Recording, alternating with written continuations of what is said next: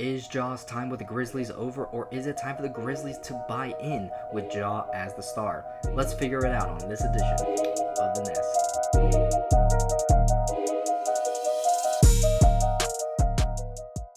Hello everybody, welcome back to The Nest Star XP. My name is Robin, welcoming you back as we continue to rebuild NBA teams in their offseason. We're going to be tackling the Memphis Grizzlies, a team that has not been forced, but a team that has kind of pushed their way into rebuilding after a pretty nice couple years with contention, but now are struggling a bit and are forced to rebuild. So we're going to be tackling that. Before we get into it, make sure you hit the like, subscribe buttons. Go check out the TikTok and the Instagram and all that stuff. You've heard me say it before. If you haven't heard me say it before, I'm going to be continuing to say it. So please go check it out and go check out all of the fun stuff I'm going to be doing with the NBA playoffs, with each NBA team, with the New Orleans Pelicans, who are my main team that I'm going to be covering. But we're going to be continuing to cover each NBA team as we continue through the NBA offseason. So make sure to stay tuned for that. Now, the biggest thing with the Memphis Grizzlies is, like I said, figuring out what to do with Ja Morant, because I don't know how good Ja's trade value is, and I don't know if he's going to be worth significant value for the rest of the NBA.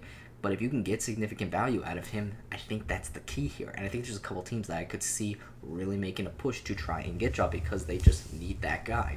So there's a couple teams that I looked at. The first team I looked at is a pretty simple team, and that's the Phoenix Suns. And it's a trade that I've talked about before, and it's just trading Jalen Green for Ja Morant. I like this trade. I liked it in the Phoenix Suns video. That was the main trade I went with, and if you wanted to do it here, you absolutely could. I like it for the Grizzlies because you get that shooting guard for the team. They already have Cedric Coward and also Jalen Wells, who's kind of a shooting guard, but he's kind of a wing. And you don't really have that starting caliber point guard. So this is assuming that Jalen Green's going to be that point guard, or is he going to be that shooting guard? It's kind of a tricky issue. That's why I didn't end up making it the primary trade. But it's an option if you wanted to go down that route. The next trade I have, I think, is the trade that will happen, or that should happen anyway. I don't know if it will happen or not. But a trade looks something like this. The Bulls will acquire Ja Morant, and the Grizzlies will acquire Patrick Williams, Jalen Smith, and Noah Osegwe. Now, the main thing with this is just Jalen Smith and Patrick Williams are just salary match, and then Noah Osegwe is the main piece. You're basically just getting a sophomore who didn't play his rookie year, so he's a rookie essentially for Ja Morant. I like this trade for the Grizzlies. You get that young prospect. I'm pretty high on Noah Osegwe and what he could be potentially. And then you get Patrick and Jalen Smith as salary match.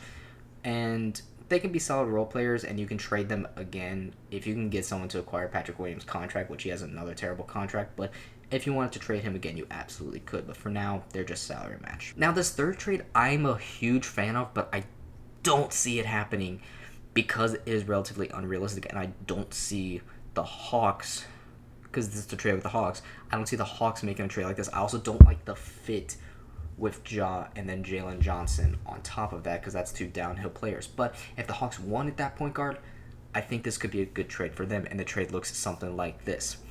So the the Hawks will acquire Ja Morant, obviously, and the Grizzlies will acquire Corey Kispert, Zachary Riche, Buddy Hield, Asa Newell, and a 2027 first-round pick, top 5 protected, or top 4 protected, whatever you prefer.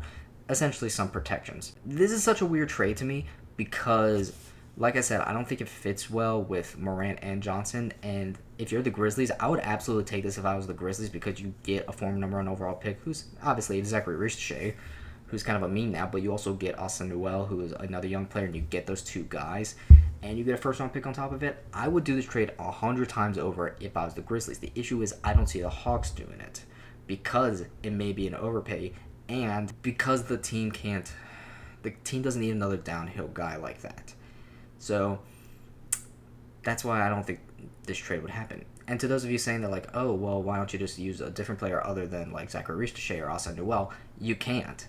There's not a lot of other options unless you want to give up guys Jonathan Kuminga has an option, so you need to accept his player option, I believe it is. You need to accept his player option. You need to trade Onyeka Okongwu for it, or you would need to trade Nickeil Alexander-Walker or Dyson Daniels. None of those guys would be worth it. Zachary Riche is the main guy that you can trade pretty easily and then get good value back for him.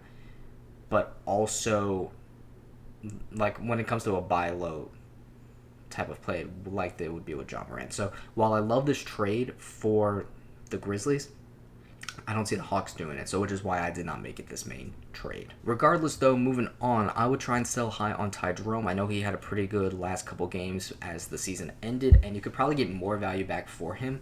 But the main thing is that you just kind of need to get off the contract, and it's just a matter of who are the young talent that you can get for him. So the trade I went with, and this is just kind of a placeholder, is Ty Jerome for Dalton Connect and I can't pronounce his name, but Adu from the Lakers. This is a fine trade. You get a young guy in Dalton Connect. He's not going to be too much for this Grizzlies team, but he's a young guy. But again, if you can find any team that wants Ty Jerome for cheap that can give you a young player, it's just a matter of who's the best young player that you can get out of it. Is it you calling up the Pelicans and trying to get Jordan Hawkins and Micah PV and something like that? Is that going to be the best young combination? Is it the Heat maybe with Pell Larson, or is it the Nets with, I don't know, Terrence Mann or something like that? Whatever the best young talent is, it's just going to be Ty Jerome for that young talent. Nothing too significant else in that regard. So again, it's just kind of a placeholder, but you get off that. The next guy I would trade is Scottie Pippen Jr. Again, just kind of a sell high. He's 25, 26 years old. He doesn't fit the timeline. You can get some second-round picks for him. And the trade I ended up going with is with the Minnesota Timberwolves. I think they need that. I think he fits that team beautifully. And the only issue is that the Timberwolves don't excuse me. Timberwolves don't have a ton of those low contract players because Ty Jerome's obviously, or not Ty Jerome, Scottie Pippen's obviously on the minimum or just above the minimum, and you need to get that kind of good salary match. So the trade I ended up going with is I think it's Johan. It might just be Joan, but Johan Bearinger and 3 second-round picks for Scottie Pippen Jr. I know the Timberwolves are pretty high on Johan or Bearinger, whatever his name is. They're pretty high on him, and they like him. So obviously, if they have another player that they can just fill in that spot instead of Johan, that'd be great. But if they don't, then that's the guy they're going to have to go with in order to get Scottie Pippen Jr. But either way, I don't know. They're high on him, but I haven't seen a ton from him, so I don't know how good he's going to be. I haven't seen a ton with him, so I may just be a little ignorant in that regard, which if I am, I'm sorry. But regardless, if you're the Grizzlies and you can get him, another young player. And if you can get another young center who can be pretty solid for you, it may give you the opportunity to trade Zach Edey later on as well. Because Zach Edey's obviously, he's already older. He was an older rookie to begin with. But I'm not trading him just yet because I do think he can be a little bit better. You can sell a little bit higher on him later on. So for now, he's staying with this team. And other than that, it is now time for the NBA draft. Now, what I have is they have 2 picks. They have the 3rd pick, the 16th pick, and they also have picks 32 and 59. But I'm going to get to those second-round picks in just a second because I made another trade for them later on. So the 3rd overall pick, you just pick best available, whether it'll probably be Cam Boozer or Caleb Wilson. I would go with Cam Boozer. I think you need that offensive stardom right now, especially if you're trading John Moran. And I think Cam Boozer plus Zach Edey is a nasty front court combination if you can get it to work and if Zach Edey can be that center of the future for you. So I like that. And then at pick 16, I have LeBaron Fillon. Just a nice point guard that can be that point guard of the future for you, hopefully. Or he can just be a solid point guard for you. And you can see if he can develop into a nice either star caliber, borderline star caliber, or something of that nature. But regardless, just getting a guard of that nature I think would be huge for you. Now in terms of those second round picks, I have the Grizzlies trading 32 and 59 and Jalen Smith, along with whatever like small forward or whatever young player you got from the Ty Jerome trade, trading those guys for Yves Missy from the New Orleans Pelicans. And the reason I'm doing this is because Jalen Smith fits better with that New Orleans Pelicans team, but the Pelicans also get those second round picks because they're a little desperate for picks right now, so they can get those second round picks and it can get off of Yves Missy, who may not get the playing time he may deserve now because of Derek Queen. And worst case scenario, if you want to move off of Zach Edey, or if Zach Edey continues to have his injury history that he had this year, then Yves Missy can be that starting caliber center for you that you can be young and develop alongside Cam Boozer. So that's what I would do in this instance. And other than that, that's it. Just continue to develop the young guys, continue to kind of not tank, but continue to lose in order to get a good draft pick, aka known as tanking. and you just continue to ride the wave. It's a start of a long rebuild, and you got some good assets. If you can get Cam Boozer, whether you get Cam Boozer or Caleb Wilson, you're gonna get those young guys that can be extremely good for you in the future. But the team will look something like this. I absolutely have LeBaron Philon running the starting point guard position just because he's the young guy, so get him as much reps as he can. You have Cedric Howard starting at shooting guard, Jalen Wells starting at the small forward position, Cam Boozer and Zach Edey running the 2 big man positions. And then off the bench, you got Walter Clayton Jr., Cam Spencer, Noah Segway, and then Yves Missy, and then Johan Behringer as well. Very big team, very young team, very high potential on a lot of these guys. LeBaron, Cam Boozer, Zach Edey, Yves, Behringer, Noah.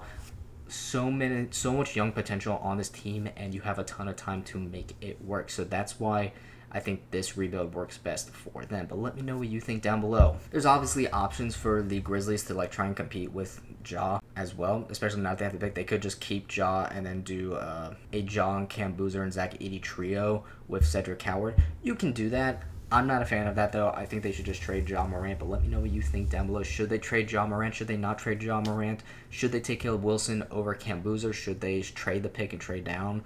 What should they do? Let me know what you think down in the comments down below. And again, make sure to follow, subscribe, all of that jazz. I'm not going to repeat myself again, but keep following the playoffs, y'all, because it's getting very interesting. And until then, y'all, peace.